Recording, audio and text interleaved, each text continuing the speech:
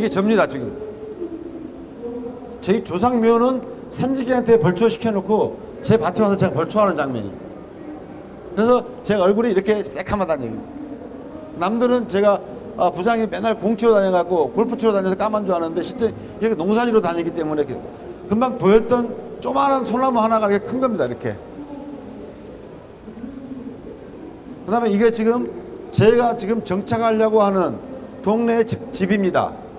이게 지금 한 500평에다가 이렇게 집을 두 채를 지었는데 이게 한 5억이 들어간 집입니다. 그 다음에 이게 저희 땅에서 뒤에 멀어져 있는 캐나다산 수입나무로 지은 집입니다. 이게 10억 들어갔어요. 10억. 그런데 이 집과 이 집이 지금 다 비어 있습니다. 왜 비어 있냐면 이 사람들한테 물어봤습니다. 왜 집을 비웠냐? 왜 집을 이렇게 크게 지었냐 물어봤더니 부인이 천식도 있고 우울증도 있어서 이 집을 짓자고 했는데 짓고 나서 6개월 살아보니까 도저히 외로워서 못 살겠다. 나는 이 집에서 살 수 없으니 나는 그 집으로 가겠다 하고 그냥 다시 집으로 가버린 겁니다. 가버려갖고 남편 혼자 있기가 그러니까 이 집을 비워놨어요. 근데 이 10억을 들인 집입니다. 이 집이 10억이 들였는데 어냐면 경기도 양평군 옥천냉면 유명한 데 있죠. 옥천면 신봉리라는 데입니다. 여기가. 거기 가보면 이 집이 지금 비어 있습니다. 그러니까 결국은 배우자하고 상의가 안 돼가지고 크게 일을 저질러 버린 겁니다. 그 다음에 요게 지금 저희들이 그만 매실나무를 심는 건데 이 매실나무가 처음에 제가 심을 때는 막대기처럼 이렇게 딱 꽂아놨어요. 이렇게. 요게 막대기처럼 꽂아놓은 2009년도에 지금 제가 심어놓은 겁니다. 3,000원짜리. 심어놨는데 왜 제가 이 사진을 보여드리려고 하냐면 지금 이게 올해 지금 매화나무가 피운 겁니다. 제 밭입니다. 이게 제 밭. 근데 왜 이걸 제가 보여드리느냐, 이렇게 이만큼 시간 동안 기다릴 수가 있느냐 하는 얘기입니다. 여러분이 시골에 가가지고 농촌에 가서 기다릴 수 있겠느냐 하는 얘기입니다. 이게 4년 걸렸습니다. 4년. 그 다음에 제가 또 하나 더 보여드릴게요. 이게 뭐냐면 블루베리 삽목하고 있는, 꺾꽂이하고 있는 겁니다. 꺾꽂이를 했는데 이게 4년 지나서 어떻게 변했냐면 이렇게 조그마한 나무로 변했죠. 그래가지고 지금 올해 제가 사진 찍은 우리 저희 단독주택의 아파트가 단독주택에서 키우는 블루베리입니다. 요게 제가 이런 싹을 꺾어가지고 이렇게 만들어서 요게 화분이 40개가 있습니다. 옥상에다가 전부 40개를 깔아놨어요. 근데 이렇게 전부 다 열매가 다 열렸습니다. 그러면 여러분들이 4년 동안 이렇게 노력을 해서 농사 기법을 배우고 그 다음에 농사를 내가 정말 실천을 해보고 이만큼 기간 동안에 기다릴 수가 있느냐. 왜냐면 돈이 있으면 가서 과수원을 사면 됩니다. 과수원 사면은 분명히 나는 망하게 돼 있죠. 안 된다 이거예요. 그래서 여러분들이 갈 때 적어도 3, 4년은 나는 거기서 버틸 수가 있다 라는 결심이 있어야 된다는 얘기. 요게 제가 지금 이거는 어디냐면 제 2층 베란다 발코니입니다. 발코니에서 키워낸 겁니다. 근데 요게 지금 키가 지금 제 이 가슴팍까지 왔기 때문에 시중에서 살려면 요만한 거 하나 가지고 시중에서는 한 10만 원 정도 받습니다. 이게 전부 다 화분도 틀리고 여기 들어가는 흙도 틀려요. 다 거름도 틀리고. 이게 지금 제가 다른 밭에다가 4년 전에 소나무를 전부 다 심은 겁니다. 소나무를 심었는데 이거는 실패작입니다. 왜 실패했냐면 소나무는 잘 컸어요. 근데 이게 공사한다고 터를 만든다고 공사하다가 공사업자 말을 듣고 이 소나무를 옮겨서 다 죽였습니다. 그러니까 여러분들이 공사를 할 때 정말 판단을 잘해야 돼요. 소나무라는 게 무조건 심어놓고 다 사는 게 아니라 정말 소나무 400평짜리 소나무를 약 200주를 심었습니다. 다 죽였습니다. 근데 이 다 죽이고 난 후에 제 가슴은 어떻겠습니까? 바로 여러분들이 이런 애로사항도 있다는 얘기예요. 여기까지는 제가 농사 지은 걸 말씀드린 거고, 이게 무슨 얘기냐면 매화나무를 심은, 매실나무를 심은 밭이 이쪽으로 물이 넘치니까 밑에서 동네 사람들이 이걸 물 넘친다고 막 항의가 들어와요. 그래서 이걸 돈을 들여서 공사를 하고 있습니다. 공사를 하는데 이 마을 사람들이 전부 와가지고 공사 감독이 됐어요. 이건 너무 높이면 안 된다. 이렇게 물기를 빼라. 온갖 간섭을 다 합니다. 그래놓고 이장이, 얼굴도 모르는 이장이 와가지고 돈을 200만 원 내놓으라고 그래요. 왜냐? 마을 발전기금을 내놓으라고 그럽니다. 그래서 마을 발전기금 못 준다고 했는데 결국은 100만 원에 200만 원 달라고 100만 원 주고 그냥 말았습니다. 왜냐하면 나중에 동네 사람들하고 유도관계 맺어야 되기 때문에. 그런 경우도 있습니다. 이런 사례를 알려드린 겁니다.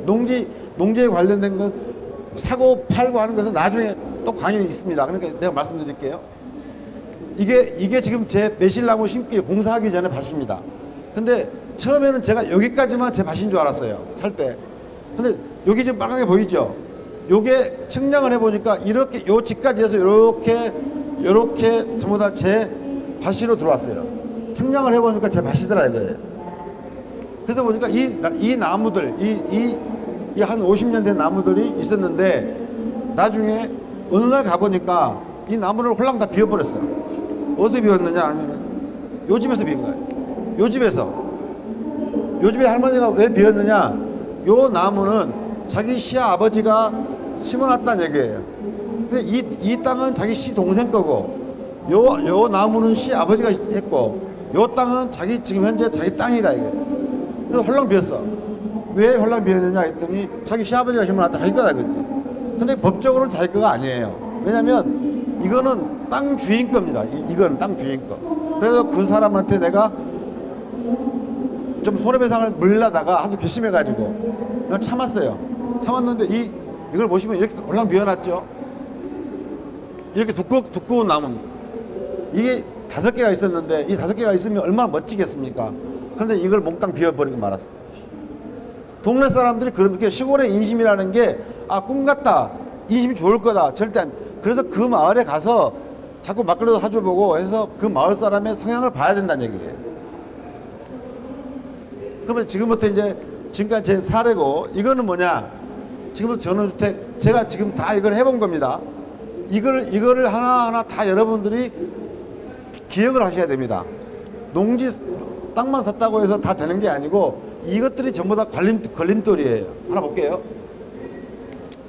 전원주택 부지 고르는 법은 요런 것이 있는데 여기 보면은 계곡이 딸린 집이 있으니까 나는 그거 집 짓고 살면 좋겠다. 천만의 말씀입니다. 집 짓고 일주일 있잖아요. 처음에는 꿈 같은 집이지만 일주일 있으면 시끄러워서 못 삽니다. 물 내려가는 소리에 도저히 살 수가 없어요. 그러니까 무조건 이거 다 풍광이 좋다고 그랬잖아요. 숲의 옆에다가 집을 지었어요. 숲이 가득한 집에다가 산불 나잖아요. 홀랑 다 탑니다. 그 다음에 여기 보면 좀 비싼 거 팔지도 못합니다. 팔고 나와야 되는데 못 팔 수가 있어요. 그 다음에 여기 보면은 너무 외지다 그러면은 정말 이게 힘듭니다. 그러니까 동네에서 같이 살아야 돼요. 산속에다 혼자 집 짓고 살잖아요. 차라리 교도소 가는 게 나아. 이거 진짜로 못 삽니다. 이거 못 삽니다. 여기는 3박 4일 놀러 가기 좋아. 여기 절대 안 돼. 그 다음에 지금 보면은 집을 사거나 땅을 사면은 제일 중요한 게 뭐겠습니까? 길이겠죠, 길. 그런데 길이 있는데 이 현황도로라는 것은 길이 있지만 도로로 지목을 뽑아보면 도로가 아닌 게 있어요. 근데 길은 나 있어. 근데 옛날에 새마을 운동할 때는 집값이 싸니까, 땅값이 싸니까 도로 쓰라고 그랬어. 근데 갑자기 어떤 서울 사람이 그 집을 사왔어요. 도로 딱 막아버립니다. 그러면 내 집은 어떻게 됐어요? 출입이 금지가 돼버려. 그럼 맹지가 돼버려. 그렇다면 그 길을 살려면 수천만, 그 땅보다 더 비싸게 길값을 줘야 돼. 그러면 끝나는 거예요. 그래서 이 현황도로라는 거를 잘 봐야 돼요. 사례를 알려드릴게요. 그 다음에 내가 이미 집이 있는데도 불구하고 집이 있고 길이 있었어요. 근데 어떤 사람이 와가지고 길을 딱 막아붙어. 근데 길을 막으면 내가 어쩔 수 없느냐? 그게 아니에요. 민법에 보면은 국내 큰 길에 나가기 위해서는 그 길을 터줘야 되는 의무가 있어요. 자기 땅이라고 그래가지고 무조건 못 막아요. 그 못 막는 것이 뭐냐면 주의토지 통행권이에요. 주의토지 통행권인데 민법의 219조에 있습니다. 이거는. 그래서 이 길은 내가 정당하게 다닐 수 있도록 터라 하고 터주면 재판을 걸면 반드시 터줘야 돼요. 그런데 터준 대신에 뭐 해야 되겠습니까? 땅 주인이 손해났잖아요. 그러니까 임료를 줘요. 통행료를 줘야 돼. 통행료를. 그리고 여기 보면은 토지 사용 승낙서를 받아야 되잖아요. 토지 사용 승낙서를 받을 때 주의하셔, 메모하세요. 토지 사용 승낙서를 받을 때는 누구한테 토지 사용을 해준다는 것이 아니고 김갑동, 홍길동한테 해준다는 아니고 불특정 다수인에게라는 말을 써야 돼요. 불특정 다수인에게. 왜냐하면 내가 그 땅을 팔아먹을 때 또 다른 사람한테 또 땅값을 받을 수 있잖아요. 내가 나만 써버리면 그 땅 주인이 또 그 땅을 사온 사람한테 또 땅값 또 받아요. 그러니까 그때는 어떻게 하면 불특정 다수인에게라는 말을 반드시 들어가야 돼. 요거 하나만 받아도 여러분 1000만원어치 얻은 거야. 1000만원. 나 1000만원씩 줘야 돼. 요게 바로 그겁니다.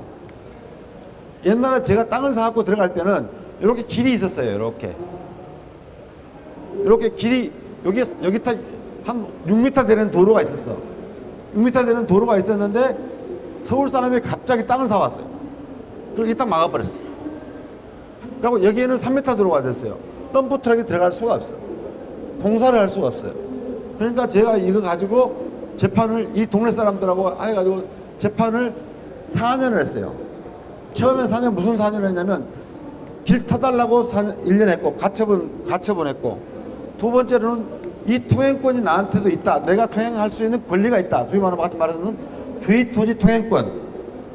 주의토지 통행권은 권리가 있다고 내가 재판을 했고, 또 세 번째 재판은 뭐냐면 이 사람이 한 달에 10만원씩 달래요. 통행료를. 그러면 1년에 나는 120만원씩 줘야 돼요. 그럼 이거 살겠어요? 팔고 나와야지. 10만원은 부당하다. 이 10만원은 부당하니까 감정해가지고 다시 재판하자. 그래가지고 한 달에 3,700원 주기로 했어요. 그래서 여러분 잘 모르면 10만원 달라고 하면 줘야 돼. 근데 10만원에서 3,700원 만들기 전까지는 알아야 되겠죠. 근데 변호사 없이 싸웠어요. 그래가지고 이렇게 시골에 가면 이런 일들이 비일비재하게 일어나요. 그러니까 자기가 눈만 보고 중개인이 여기가 자기 땅입니다. 길 요리 다니면 돼요. 천만의 말씀이에요. 요거 가서 봐야 돼요. 남의 땅인지 내 땅인지. 두 번째는 측량을 해야 되겠죠. 측량하는데 중요한 거는 측량할 때 꼭 옆에 땅 주인하고 같이 와라 그래야 돼. 왜냐면 나중에 옛날에 이거 내 땅이었잖아 이렇게 말할 수 있잖아요. 그러니까 측량사가 다 해줘야 돼. 그리고 측량은 반드시 땅을 사게 되면은 반드시 측량을 해야 돼요. 측량을 안 하게 되잖아요. 나중에 그럼 내 땅이 이만큼인지 저만큼인지 몰라. 그래갖고 내 땅을 뺏길 수가 있고, 나는 여기까지가 내 땅이라고 그랬는데 나중에 어떤 사람이 와갖고 측량을 보고 이만큼이 들어가 버렸어요. 이쪽으로. 그러면 땅이 이상한 모양이 될 수 있겠죠. 반드시 측량을 해야 돼요. 측량하려면 평당 한 14,000원 주면 돼요. 그러니까 400평이면은 한 60만 원 정도 들어가는데 보여줘. 근데 60만 원의 가치가 있어요. 그만큼. 그래서 측량을 반드시 해야 되고, 이 측량은 각 시군청 민원실에 가면 대한지적공사가 나와 있어요. 그래서 요거 지역도 뛰어가면은 해줍니다. 그리고 이 날짜도 다 알려줍니다. 며칠 날 나올 수 있습니까? 그러면 내가 며칠 날 나가겠다면 그때 와서 해줘요. 측량 꼭 하십시오. 요게 지금 제가 그 측량했던 결과를 말씀드리는 겁니다. 요게 지금 제 원래 땅인데 이렇게 요 녹색 부분이 측량해 보니까 요 녹색 부분이 나는 요 땅이 요렇게 내 땅인 줄 알았더니 측량해 보니까 요만큼이 더 들어갔어. 길로 들어갔어. 길로. 근데 이 돈을 비싸 주고 샀을 거 아닙니까? 평당 꽤 많이 주고 샀을 거 아닙니까? 근데 여기 30평이 들어간 거예요. 돈으로 따지면 2천만 원어치가 다 길로 들어간 거예요.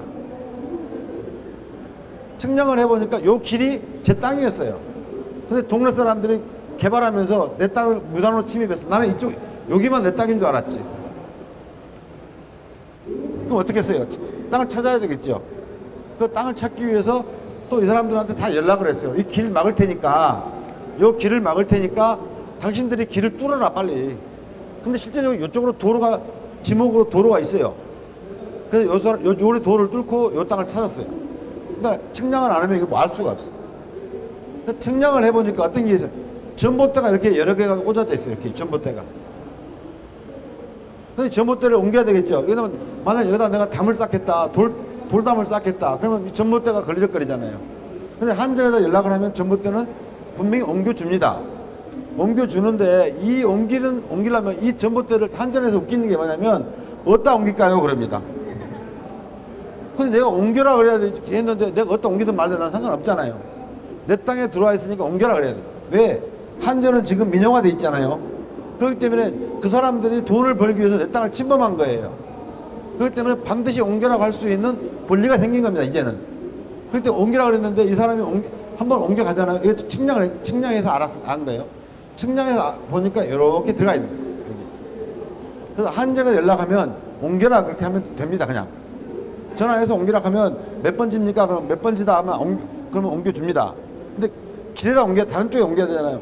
그럼 맞은편에다 옮기면은 그 맞은편 땅 주인이 또 뭐라 하겠습니까? 왜 우리 쪽에 옮기나 다시 가거라 그러잖아요. 근데 다시 가거라 할 때는 안 됩니다. 그때는 돈 내야 돼요. 그러니까 무슨 얘기냐면 혹시 누가 내 땅에다가 전부터 옮겨오기 전에 잘 지켜야 돼. 뭔 말인지 알겠죠? 이쪽 맞은편에 있는 땅 주인이 그쪽 자기 전봇대를 내 쪽으로 옮겨볼 수 있어요. 근데 이쪽 옮기는데 요 길에다 박아, 요 길에다가. 어쨌든 내 길에다 박으면 불편하잖아요. 그러니까 요거는 저는 옮겼어요, 이쪽으로. 옮겼는데 이쪽 사람이 또 시비를 걸어왔어. 왜 이쪽에 나한테 했느냐? 나한테 시비를 걸 수는 없죠. 한전에다가. 그러니까 한전에서 다시 옮기라고 그러는데 돈을 누가 냅니까? 그러면 돈을 누가 내기는데 그래서 놔두면 되지. 이렇게 해서 끝났어요. 전봇대도 분명히 여러분 농지 살 때 전봇대도 중요한 사항입니다. 그다음에 농지 원부를 작성하는데 농지라는 것은 반드시 자기 원부가 있어야 돼요. 내가 농사를 짓는다는 증명입니다. 이 농지 원부는 분명히 중요한 사항입니다. 왜냐하면 여러분들이 이 모든 것은 농지 원부로부터 시작해서 농지 원부로 끝납니다. 대출을 받아도 농지 원부가 돼야 되고 귀농 신청을 하더라도 농지 원부가 있어야 되고 모든 영농 자격을 받아도 농지 원부가 없으면 안 됩니다. 그 농지 원부는 꼭 내 땅이 있어야 되는 게 아니고 다른 사람의 땅을 임차해서 농사를 지어도 농지 원부가 필요합니다. 그래서 농지 원부는 이 뭐 말할 것이 없죠. 면세유 같은 거 받을 때 농지 원부가 있어야 되고 대출 받아도 농지 원부가 있어야 되고 농지 원부는 농민이라고 하면은 주민등록증과 같은 그런 증명서라고 보시면 돼요. 옛날에 농지원부는 경작을 하고 그 땅이 현재 농산물이 땅에 있나 없나 그걸 확인해서 해주거든요. 근데 옛날에는 그냥 영농회장한테 가서 이장한테 가가지고 정말 가서 빌다시피 해서 농지원부를 받았어요. 근데 지금은 웬만하면 다 해줍니다. 요게 지금 농지원부죠. 요게 지금 제 집사람 이름으로 농지원부를 만들어 놨어요. 제가 아직 직장인이기 때문에 제 집사람이 전업주부니까 만들어 놨는데 요게 농지원부를 지금 만들어 놓은 거예요. 그럼 요게 농지원부 일반 현황이고 뒤에 가면은 이게 논이 어떻고 밭이 어떻고 못이 어떻고 쫙 나옵니다. 그러면 농민이란 게 뭐냐? 농민. 우리가 말하는 농민이 뭐냐? 농민은 300평 이상 농지를 짓고 있는 사람. 300평 이하는 농지원부가 안 나옵니다. 주말농장으로 합니다. 주말농장으로 하기 때문에 농지원부 안 나와요. 그 다음에 농산물을 판매 120만 원 이상 버는 사람. 그 다음에 1년에 90일 이상 농업에 종사하는 사람. 또 다른데 이렇게 요게 바로 농업인의 자격입니다. 이거에 하나라도 해당되면 농업인 자격이 나옵니다.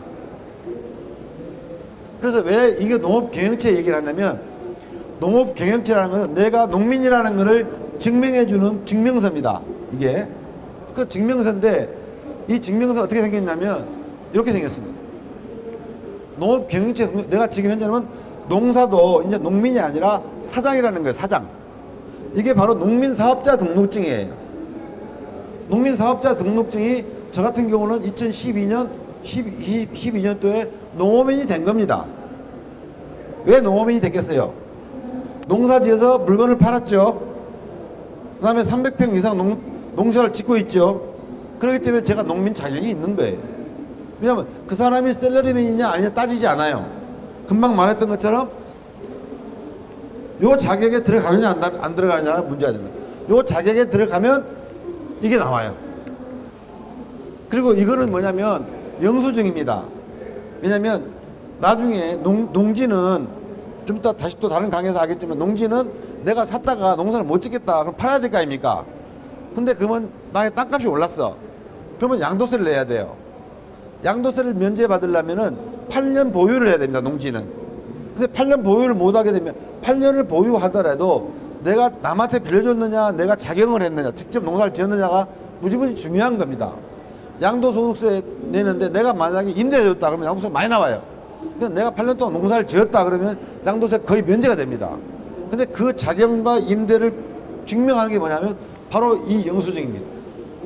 내가 종자를 사고 농기계를 사고 내가 어떤 농사 짓는데 어떤 일을 했다. 이거이 바로 매년 영수증을 잘 보관하고 있어야 됩니다. 이것을 세무서에 갖다 내면 인정을 해줘요. 그렇기 때문에 이 영수증을 제가 다 모아놓는 겁니다. 여러분 이것도 팁입니다. 팁 100만원짜리예요. 이런 말은 어느 누구도 가르쳐주지 않아요. 그 다음에 이제 중요한 거는 그 사회의 일원이 돼야 되려면 조합에 농협에 들락날락 해야 되겠죠. 영농자금도 받아야 되고 하나로 마트도 가야 되고 뭐 농협과 떨어져서 할 수는 없어요. 농촌에 가면. 그러면 뭐가 돼야 되겠습니까? 농협에서 내가 혜택을 받으려면 조합원이 돼야 되겠죠. 그래서 조합원 가입은 같이 말했던 농업인 자격이 있으면 조합원이 될 수가 있어요. 그래서 조합원 가입은 적어도 언제나 조합원 가입을 해주는 게 아니라 적어도 100만원 이상 출자금을 내야 됩니다. 출자금을 내는데 돈을 무조건 많이 내는 게 아니라 적어도 시골 같은 경우는 200만원 정도 출자금을 내면은 출자금이 또 엄청 괜찮아요. 왜냐하면 출자금을 내놓으면 조합원 가입을 해놓으면 하나로 마트에서 물건 사는 거 있잖아요. 영농자재 물건 사는 거 있잖아요. 이거 다 다시 돌려줘요. 이익금 얼마를 돌려줍니다. 그 다음에 농업경영체로 지금 등록이 돼 있잖아요. 부가세 면제예요. 농기계라든지 영농자재를 살 때 만약에 비료를 사는데 3,000원이다. 그러면 2,300원에 사요. 근데 그게 바로 농업경영체 등록입니다. 그 다음에 이거는 또 뭐냐면 출자를 해놓잖아요.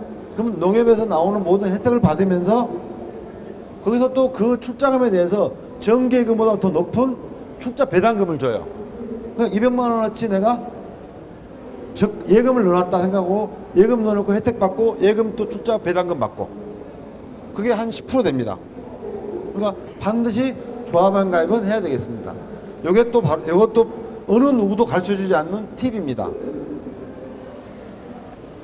그래서 지금 농사를 짓다 보면은 지금 현재 농사를 많이 짓는 사람들도 저희들한테 컨설팅을 받아요. 왜냐면 저희들은 전문가이기 때문에. 그래서 내가 돼지를 키우고 있는데 다른 데보다 내가 똑같이 키우는데 나는 1,000만원을 덜 번다. 왜 1,000만원을 덜 벌까? 나는 왜 1,000만원을 더 다른 사람보다 벌지 못할까라고 저희들한테 상담을 하면 저희들이 1,000만원을 못 버는 이유를 다 분석을 해줍니다. 그래가지고 그 농민들한테 줘요. 그러니까 여러분 혹시 귀농을 해가지고 농사 짓다가 애로사항이 있으면 저희들한테 찾아오시면 이런 컨설팅을 해줍니다. 공짜입니다. 컨설팅 하는 방법은 이겁니다. 농협 네이버에서 농협 컨설팅이라는 걸 치면 간단하게 치면은 이런 화면이 나옵니다. 그러면 금방 제가 말씀드렸던 농업초가 내가 농사를 지을 때 어떤 돈을 받을 수 있겠구나. 지금 농촌에 나가 있는 돈이 약 18조가 나가 있습니다. 그러면 저리자금으로 일반 대출 말고 농업에 관련된 돈만 18조가 지금 농촌에 나가 있어요. 그러면 18조가 무지무지 돈이 많습니다. 그 종류가 요 농업 자금을 보면은 내가 무슨 자금을 받을 수 있겠구나. 또 내가 컨설팅을 어떻게 할 수 있겠구나. 이런 걸 알 수 있는 사이트가 있습니다. 그래서 농협에 농협 컨설팅이라는 걸 치시면 됩니다. 자, 50분이 다 돼서 여러분들하고 헤어질 시간인데 어쨌든 농협은 이렇게 금융만 하는 게 아니라 여러분 농업에 대해서 여러 가지 일을 하고 있습니다. 그래서 여러분들이 한 귀농해서 또 귀촌해서 꼭 성공해가지고 저도 1년 반 후에는 갈 예정입니다. 그래가지고 같이 커뮤니티를 형성해서 동인회를 하나 만들어서 같이 이렇게 동아리를 만들어서 같이 또 만날 수 있는 기회가 있으면 제가 갖고 있는 노하우를 좀 더 많은 지식을 좀 전달할 수 있었으면 좋겠습니다. 마치겠습니다. 고맙습니다.